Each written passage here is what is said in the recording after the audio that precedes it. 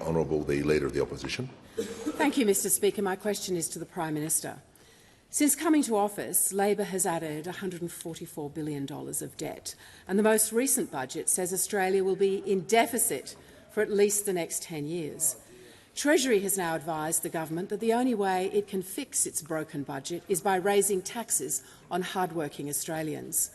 Last week, the Prime Minister refused to rule this out.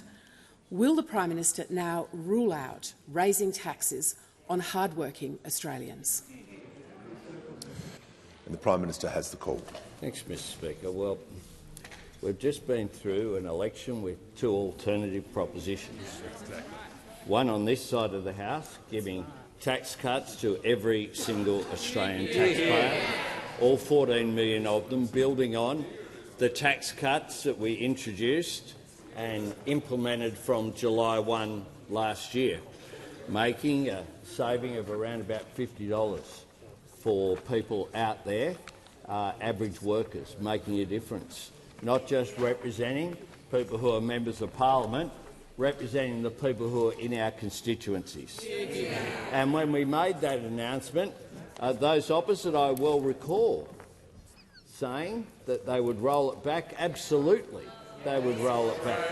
I well remember that. So we thought, when the Treasurer came to the budget in March of this year with a proposition for not one but two tax cuts over the next this term now of government, we thought, well, they'll just wave it through. They'll wave it through. They won't commit the same position that they did last time, which was to say they opposed it before they knew what it was. Then they said they'd roll it back, and then they said we should have an early election on it.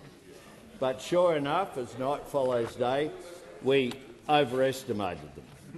Because what they did was they said that they were opposed to it. They then voted against it, and then they said they would introduce legislation into this parliament during this term to increase taxation for all 14 million Australians. But it takes some credit, given the question also asks about debt as well as taxation. They actually not only had a plan to increase taxation, they had a plan to increase the deficit over 2 years as well. Creative, if nothing else, are those opposite. Order. We have reduced the debt by $177 billion. We produced two budget surpluses and a reduced deficit in the current year and for the years. Prime Minister will pause. Mr Speaker, my point of order is on relevance. There was a direct question. Will the Prime Minister now rule out raising taxes on hard-working Australians? Will you, Prime Minister? Less debt and lower taxes on this side of the House. More debt and higher taxes on that side of the House. They've got a private members' bill to wipe out every bit of emissions policy going back to John Howard in the year 2000. Will they introduce a private members' bill to increase the income tax for all 14 million Australians?